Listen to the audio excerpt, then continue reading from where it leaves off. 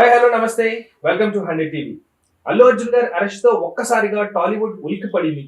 So దానికి సంబంధించి already హేమీలు Chiranjeevi గారు, నాగబాబు గారు, పవన్ కళ్యాణ్ గారు, కేటీఆర్ గారు వరుసగా చూస్తే పెద్ద పెద్ద పొజిషన్ లో ఉన్నటువంటి నాయకులు హేమీలు రాజకీయంగా అలాగే సినీ ఇండస్ట్రీ పరంగా కూడా ప్రతి ఒక్కరు వాళ్ళ బాణి వినిపిస్తున్నారు తరుణంలో. అసలు ఎంతవరకు కరెక్ట్ అయితే అరెస్ట్ తర్వాత ఎలాంటి చర్యలు ఉండబోతాయి? మనతో సినీ జర్నలిస్ట్ జగదేవ్ గారు ఉన్నారు, అడిగి తెలుసుకునే ప్రయత్నం చేద్దాం. నమస్తే అండి. నమస్తే. సో పుష్ప 2 తర్వాత అత్యంత క్రేజ్ సంపాదించుకున్నటువంటి అల్లు అర్జున్ గారు తర్వాత వివాదం జరిగింది, కానీ కట్ చేస్తే ఈరోజు ఒక్కసారిగా పోలీస్ స్టేషన్ లో మనకి కనిపించారు. సో వందలాదిగా ఫ్యాన్స్ చేరుకుంటున్న ఈ టైంలో నెక్స్ట్ ఎలా ఉండబోతుంది? అసలు ఎంతవరకు అరెస్ట్ చేయడం కరెక్టా లేకపోతే Allu Arjun alias icon star. నేను కూడా మధ్యాహ్నం అంటే ఉదయం సుమారుగా 11 ఆ ప్రాంతంలో అరెస్ట్కి చేయడానికి వెళ్ళినట్టున్నారు. అది ఒక్కసారిగా మీరు అన్నట్టు ఇండస్ట్రీ అంతా ఉలిక్కి పడేలాగా అదేంటది సూపర్ స్టార్ అల్లు అర్జున్ ని అరెస్ట్ చేయడం అంటే గతంలో మొన్న 5వ తేదీన రిలీజ్ అయిన సంఘటన 4 రాత్రి జరిగిన సంఘటన ఏదైతే ఉందో ఒక ఆవిడ దురదృష్టకరంగా చనిపోవడం, సో దానికి వీళ్ళని ఎంతవరకు బాధ్యులు చేయొచ్చు అనే దాని మీద ప్రశ్నిస్తే అసలు ఈయనకి సంబంధం లేదు, ఈయన ప్రమేయం లేదు. కానీ కొన్ని యాంగిల్స్ లో పరోక్షంగా ఈయన ప్రమేయం ఉంది. ఎట్లా అంటే ఈయన ఒక అత్యంత జనాదరణ కలిగిన హీరో. మీరు అన్నట్టు పుష్ప 2 కాదు, పుష్ప 1 తర్వాతే ఆ క్రేజ్ బీభత్సంగా వెళ్ళిపోయింది, తారాస్థాయికి వెళ్ళిపోయింది. సో అటువంటి ఐకాన్ స్టార్ ఇమేజ్ అవ్వడం వల్ల ఆయన నాకు తెలిసి 1 or 2 days ముందే ఇంటిమేట్ చేశారు. చేసిన తర్వాత అక్కడ చూసుకోవాల్సిన బాధ్యత ఎవరిది? 1 ఆయన అనుచరులు, 2 థియేటర్స్ యాజమాన్యం, 3వది చట్టం, నథింగ్ బట్ సివిల్ సర్వెంట్స్ అనే పోలీసులు. సో వీళ్ళు కూడా బాధ్యతగా తీసుకోవాలి. ఇవన్నీ అయిన తర్వాత 4వ స్థానం ఫ్యాన్స్ కూడా మాకేం సంబంధం, మాకేం తెలియదు. మరి మీ అభిమాన హీరో వస్తాడంటే చొక్కాలు చించుకొని మొదటి రోజే వేలు ఖర్చు పెట్టి చూసేవాళ్ళు మీ అభిమాన హీరోకి ఇబ్బంది కలగకుండా, మీ అభిమాన హీరో వల్ల తోటి ప్రేక్షకులకి ఇబ్బంది కలగకుండా చూసే బాధ్యత కూడా మీదే లేదంటారా? అందరికీ బాధ్యత ఉంది. అయితే చాలా మంది అంటారు పోలీసులకు ఇన్ఫార్మ్ చేయలేదు, చెప్పలేదు అంటారు. కానీ ఖచ్చితంగా యాజమాన్యం చెప్తుంది, థియేటర్ మేనేజర్ దాంతో వాళ్ళ టచ్ లోనే ఉంటారు. ఈవెన్ పెట్రోలింగ్ తిరిగే వాళ్ళు కూడా వాళ్ళు అబ్జర్వ్ చేస్తుంటారు. థియేటర్స్ వాళ్ళు బాబు ఏంటి ఎల్లుండి పరిస్థితి ఉంది కదా, మా సార్ని కలిసారా లేదా అంటే అలా లేదన్నా సార్ని కలిసాం, పర్మిషన్ తీసుకున్నాం, మన ఏరియా సర్కిల్ నో డిఎస్పీ నో లేదంటే కమిషనర్ స్థాయి మేము ఇన్ఫార్మ్ చేసామన్నా అంటే దానికి తగ్గట్టుగా వాళ్ళు బందోబస్తు ఏర్పాటు చేయడం. ఆ రోజు మెయిన్ గా సెంట్రల్ నుంచి కానీ స్టేట్ లో కానీ మీటింగ్లు అలాంటివి లేకపోతే, ఆ బందోబస్తు ఎక్కువ అవసరం లేకపోతే ఇక్కడ కొంతమంది కేటాయిస్తారు. సో ఏమైనప్పటికీ ఒక్కసారిగా జనసందోహం పెరిగి ఈయన వస్తాడని ఇంటిమేట్ చేయడంతో మరి కాస్త అంటే ఒక 1000 మంది చేరుకోవాల్సిన థియేటర్ దగ్గర 2000 మంది చేరుకోవడం జరిగింది. జనరల్గా ఎలా ఉంటాడు మనిషి బయట ఎలా ఉంటాడు చూడాలని ఉత్సుకత ప్రతి ఒక్కరికి ఉంటుంది, సినిమా అభిమానం ఉన్న ప్రతి ఒక్కరికి కూడా. సో అలాగా చూడడానికి వచ్చారు. బట్ థియేటర్ వాడు ముందు బారికేడ్ పెట్టి 1 by 1 పెట్టి చూసారా, మనం దేవాలయ దర్శనకి వెళ్ళినప్పుడు ఎలాగైతే క్యూ లైన్లు పెడతారో అలా పెట్టుంటే బాగుండేది. తిరుపతి దేవస్థానం రోజుకి యావరేజ్ గా డల్ సీజన్ లో కూడా 70,000 మంది భక్తులు, 70,000 మంది మేము. ఇంకా అది బ్రహ్మోత్సవాలు అంటే లెక్కే లేదు, 5 లక్షలు 4 లక్షలు 3 లక్షల పైన ఉంటారు. సో అట్లా దానికి ప్లాన్ చేసుకుంటారు కదా, ఇది కూడా ప్లాన్ చేయాలి. కాబట్టి ఏదో మిస్టేక్ జరిగింది, ఎవరు ప్లాన్ చేయాలి? థియేటర్ యాజమాన్యం ప్లాన్ చేయలేదు.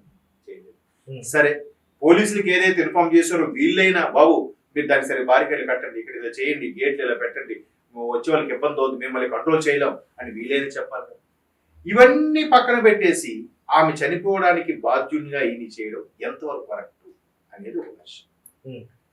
ఒక విధంగా చూస్తే కరెక్ట్ కాదు, బట్ ఆయన స్పందించాడు, ఒక సూపర్ స్టార్ అయ్యిండు కూడా.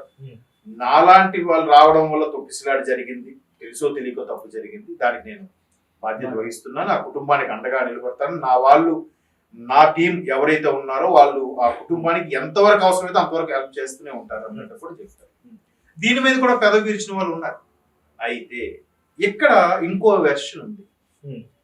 ఇట్లాంటి ఇష్యూస్ జరిగినప్పుడే వేరే వాళ్ళకి ఈయనకన్నా తక్కువ స్థాయి వాళ్ళకి ఆయన కోసం వచ్చినప్పుడు ఇలాగే చనిపోతే వెంటనే ఆ వ్యక్తిని అరెస్ట్ చేశారు. అది ఎవరో కాదు, బిగ్ బాస్ సీజన్ 7 విన్నర్ పల్లవి ప్రశాంత్. రైతు గట్టిగా సీజన్ 7 లో మన 7 ఏకర్ సెట్ లో అన్నపూర్ణ స్టూడియోస్ వేసినప్పుడు అక్కడికి వస్తే ఆ రోజు బయటకు వచ్చినప్పుడు పల్లవి ప్రశాంత్ ఫ్యాన్స్ లేదా అమర్దీప్ ఫ్యాన్స్ తెలియదు కానీ పల్లవి ప్రశాంతే అని అన్నారు, చెప్పారు. ఎందుకంటే అప్పటికి వాళ్ళు రిక్వెస్ట్ చేశారట, పోలీసులు కూడా చెప్పారట, క్రౌడ్ బాగా వచ్చింది, నీ క్రేజ్ వచ్చేసిందమ్మా, నువ్వు ప్లీజ్ ఎవరికి అభివాదం చేయడం లాంటివి పెట్టుకోకు, సైలెంట్ గా వెళ్ళిపోయినా ఆయన ఒప్పుకోలే. స్టేజ్ ఎక్కాడట, అక్కడ బయట ఫ్యాన్స్ కట్టిన స్టేజ్. అక్కడ తొక్కిసలాట జరగడం, నాకు తెలిసి నా ఫ్రెండ్ ఒక కవరేజ్కి వెళ్తే ఆయన కాస్ట్లీ ఫోన్ పోయింది. శాంసంగ్ దే అప్పట్లో ఏదో 60,000 55,000 ఏదో ఫోన్ కొనుక్కున్నారు, పోయింది. అందులో మీరు కూడా ఉన్నారా? Of course. అంటే అప్పుడు స్టేజ్ పైన కాకుండా వెళ్ళిపోయినట్టు సైలెంట్ గా వెళ్ళిపోయి మళ్ళీ రౌండ్ వేసుకొని క్రౌడ్ తీసుకుంటూ పోయి ఒక్కసారి క్రౌడ్ అంతా కార్లు వెనకాల పడ్డారు. అక్కడ బయట మిగతా ఇప్పుడు అమర్దీప్ కానీ మిగతా కంటెస్టెంట్ కి సంబంధించిన వాళ్ళు కానీ వాళ్ళ కార్లకి డిస్టర్బ్ చేయడం, వాళ్ళ కార్లు పైకెక్కి మా పల్లవి ప్రశాంత్ తో పోటీకి వస్తావా అని చెప్పాడు. ఇవన్నీ జరిగిన తర్వాత పోలీసులకు ఏం చేయాలో తెలియక, ఏం పాల్గొక తెలియకో, లేదంటే కంట్రోల్ చేయడమో ఇబ్బందికరంగా ఉండేవాళ్ళు. నేను పబ్లిక్ ఒకేసారి కూడా వచ్చేస్తే వీళ్ళని ఏం చేయగలుగుతారు? Even police vehicles, patrolling vehicles కూడా కొన్ని డ్యామేజ్లు జరిగాయంట ఆ టైంలో.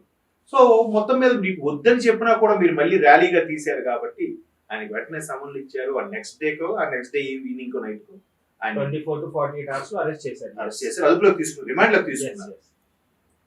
సో అక్కడ తీసుకున్నారు కాబట్టి ఇక్కడ కూడా మేము తీసుకుంటాం అనేది పోలీసుల వెర్షన్. కానీ ఇక్కడ వెర్షన్ కంప్లీట్ గా డిఫరెంట్ కదండి. ఇక్కడ జనాల్ని కంట్రోల్ చేయడమో లేకపోతే కాదు కదా, ఆల్రెడీ జరగాల్సిన నష్టం జరిగిపోయిన తర్వాత పరోక్షంగా ప్రాణం పోయింది. ఇప్పుడు ఎవరైతే ఆ బాబు ఉన్నారో ఆయన పరిస్థితి కూడా చాలా విషమంగా ఉంది. అంటే పరోక్షంగా కారణం అయ్యాడు కదా. అంటే ఆ క్రౌడ్ లో ఓకే హీరో వస్తున్నాడు కాబట్టి హీరో పైన ఆపాదించారు, లేకపోతే ఒక ఆడియన్ గా వెళ్ళి ఆడియన్ గా బయటకు వచ్చి సినిమా థియేటర్లు ఇంతకు ముందు కూడా చాలా జరిగింది, ఎవరిని బేస్ చేయలేదు. కేవలం ఈయన రావడం వల్లే క్రౌడ్ పెరిగింది కదా. ఇప్పుడు రీజన్ దాని వల్ల కదా అరెస్ట్ చేసింది. సో దానికి ఆయన బాధ్యులు చేశారని అంటారు. గతంలో కూడా ఒక దగ్గర ఒక పార్టీ పేరు అనవసరం, పార్టీ సమావేశాలు జరిగాయి. తొక్కిసలాట కూడా ఎలాగా, ఆ నాయకుని చూడడానికి ఆ నాయకుడి కోసం పెట్టిన కటౌట్ మీదకి ఎక్కాడు. అవి సర్వీకర్లు సన్నగా ఉంటాయి కదా, పై వరకు ఎక్కిపోయాడు అత్యుత్సాహంతో. అది ఇరిగి అక్కడి నుంచి పడ్డాడు. ఆ పడిపోవడము, వెంటనే బ్రీత్ అందకపోవడం, హాస్పిటల్ తీసుకెళ్లేలోపు చనిపోయాడు. 2 days బ్యాక్ కూడా రాయలసీమలో సేమ్ పుష్ప 2 మూవీకి వెళ్ళి ఒక ఆడియన్ చనిపోయి కూర్చున్నాడు, కానీ ఎవరిపైన కేసు పెట్టారు. కానీ ఇక్కడ ఫ్లోటింగ్ హీరో వల్ల జరిగింది కాబట్టి ప్రాణ నష్టం హీరో వల్ల జరిగింది అనేది అభియోగం. కానీ ఇక్కడ హీరో వల్ల జరిగింది అనే దానికి కూడా పూర్తిగా ఏమీ లేదు. ఎందుకంటే ఒకేసారి గేట్లు తీయడం వల్ల చిన్న ఇరుకు ప్లేస్ లో అందరూ చొచ్చుకు వెళ్లే ప్రయత్నం చేయడంలో జరిగింది అనేది కొంతమంది. హీరో ఆల్రెడీ లోపల ఉన్నాడు, బయట ఉన్నాడు, లేదా ఇంకా వస్తాడు కాసేపట్లో, ఆయన దగ్గర నుండి చూడాలి, ఆయన బాల్కనీలో కూర్చుంటే మన చైర్లో కూర్చొని చూడొచ్చు, లేదంటే ఆయన మనలాగే ఎంజాయ్ చేస్తున్నాడా అనే ఉత్సుకతతో ముందు లోపలికి వెళ్ళి ఆయన ఎక్కడ కూర్చుంటాడు, పైన కూర్చుంటాడు కాబట్టి వెనాక్ సీట్లోకి ఉందాం, లేదా ముందు స్టేజ్ మీదకి వస్తాడేమో ముందు సీట్లోకి ఆక్యుపై చేద్దాం అనే తాపత్రయంలో ఎవరైతే వెళ్ళారో వాళ్ళు ఇబ్బంది పడ్డారు. అంటే ఈవిడ చనిపోయింది కానీ దెబ్బలు తగిలిన వాళ్ళు, సివియర్ దెబ్బలు తగిలిన కూడా కొంతమంది ఉన్నారు. ఇప్పుడు బట్ పోలీస్ స్టేషన్ దగ్గర కూడా బన్నీ గారిని అరెస్ట్ చేశారు ఒక విషయం పైన. ఇప్పుడు అక్కడ వందలాది మంది ఎవరైతే ఫ్యాన్స్, వీరాభిమానులు అందరూ చేరుకుంటారు. వీళ్ళు కంట్రోల్ చేయడంలో పోలీసులు వెళ్ళి వీళ్ళు కొడతారు కదా. ఇప్పుడు మళ్ళీ వీళ్ళు ఎక్కడ కేసు పెట్టారు? ఇప్పుడు ఇది కూడా కేసే అవుతుంది. పోలీసులే ఇబ్బంది పెడతారు, పోలీసులే కొడతారు. ఇప్పుడు ఎవరి పైన కేసు పెడతారు? పోలీస్ స్టేషన్ పెడతారు, పోలీస్ పైన. అదే చెప్తున్నాను కదా, ఇది ఎట్లా అవుతుందంటే ఎందుకు అరెస్ట్ చేశారు అని అంటే ఒక యాంగిల్లో ఇంతకుముందు చాలా సందర్భాల్లో కొంతమందికి మీ వల్ల ప్రత్యక్ష తెలుసో తెలియకో క్రౌడ్ పెరిగింది కాబట్టి మీ వల్ల పెరిగింది కాబట్టి మిమ్మల్ని అరెస్ట్ చేస్తున్నాం అనేది ఒక వెర్షన్. రెండో వెర్షన్, తను చెప్పాడు, బాధ్యత నిర్వర్తించాల్సిన వాళ్ళు బాధ్యత విస్మరించారా లేదంటే కంట్రోల్ చేయలేకపోయారో తెలియదు కానీ మొత్తానికి జరిగింది. ఇప్పుడు దానికి ఈయన ఏం బాధ్యత అవుతాడు చెప్పండి? నెక్స్ట్ నాకు అరెస్ట్ చేశారు, నాకు సంబంధం లేదని చెప్పి సైడ్ గా ఆయన వెళ్ళిపోతే ఆయన ఎవరు అనేవాడు లేదు. బట్ ఆయన బాధ్యత వహించి ఆ అమ్మాయికి లేదా చనిపోయిన కుటుంబ సభ్యులకి నష్టపరిహారం కింద ఏదో కొంత చెల్లించారు. 25 లక్షలు ఇవ్వడం అనేది చాలా పెద్ద మనసు. ఎవరో అంటే pressure దా- చేయటం కాదు. దాన్ని కూడా ఆ ఏదో కంటి తుడుపా అంటే మీరు మీ మీద కేసులు అవ్వకూడదని చెప్పి ఇలాంటి ఇస్తున్నారా అనే వాళ్ళు కూడా ఉన్నారు. గతంలో జరిగినప్పుడు ఎవరు అంత పెద్ద ఆఫర్ చేయలేదు. అవును అవును. అదే ఇప్పుడు దీన్ని బన్నీ గారు ఎంతవరకు బాధ్యుడా అనేది లేదు కానీ నన్ను అడిగితే ఇది కూడా ఒక రకమైన ఆయన క్రేజీలో మరికొద్ది క్రేజ్ పెంచిందేమో అనిపిస్తుంది. ఎందుకంటే ఆల్రెడీ అంత క్రేజ్లో అంటే పుష్ప మూవీ చూస్తే అంటే మన తెలుగులో అబోవ్ యావరేజ్ గా టాక్ వినిపించినప్పటికీ మిక్స్డ్ టాక్ తో పాటు నార్త్ లో వాళ్ళకి అది కొత్తది అవడము లేదంటే ఈయన మీద పెంచుకున్న విపరీత సింక్ అవుతుంది. సింక్ అవుతున్నారు వాళ్ళకి లేదా ఇతని మీద పెంచుకున్న అభిమానం తెలియదు కానీ అసలు బాలీవుడ్ లో ఏ ఖాన్స్ కానీ ఏ సూపర్ స్టార్ కానీ లేని కలెక్షన్ ఈయన వచ్చింది. సో మేబీ దాంట్లో ఒక క్రేజ్ పరంగా వచ్చిన దిష్టి తగిలిందేమో ఆయనకి అనుకుంటున్నాను. అందువల్ల ఇలాంటి అరెస్ట్ వివాదాలు పాపం ఇప్పుడు హీరో గారిని లోపల పెట్టడం అనేది ఎవరికైనా బాధ చూడండి. మరి ఇప్పుడు పోలీసులు కూడా అంతగా ట్రీట్ చేయరు. కాకపోతే ఇక్కడ ట్విస్ట్ ఏంటంటే ఇట్లాంటి పెద్ద పెద్ద వాళ్ళ అరెస్టులు ఎప్పుడు జరిగినా కూడా శుక్రవారం సాయంత్రమే అవుతాయి. అంటే మేబీ సోమవారం వరకు ఇష్యూ జరగకూడదని ఉద్దేశమో మరేంటి ఇతర కారణాలు తెలియదు కానీ బట్ దీని మీద కూడా క్వాష్ పిటిషన్ వెళ్ళినట్టున్నారు.